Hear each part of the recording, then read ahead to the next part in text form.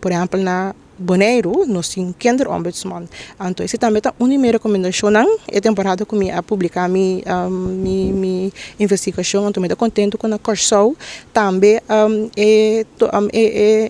Instituto de Kinderombudsman. Ombudsman, esse aqui está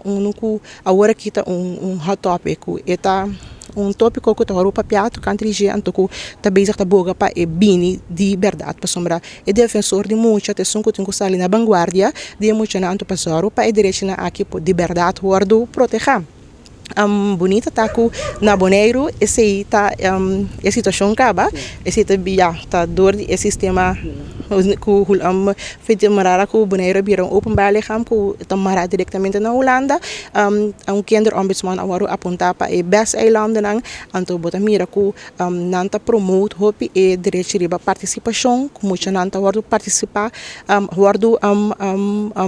nanta has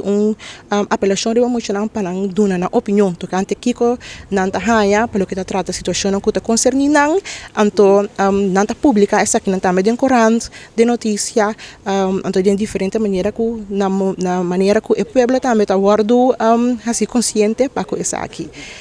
anto pa tá bonita para bisa que o inteiro tratado los foi de hecho que tem 4 artículos básicos dos que tem núcleo estão como mencionar também inteiro tratado para repartir em 3 tópicos que está nanti amele de 3 P's e 3 P nang que está proteção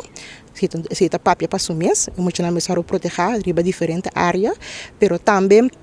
provisão necessário para a situação ideal já que é muito não por apelação riba é tratado de uma maneira correta pero para base apelação riba tratado hinter omgeving me certa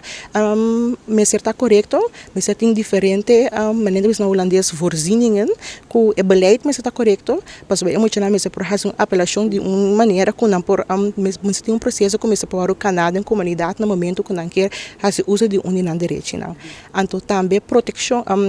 dus botin proteção botin provisão então botin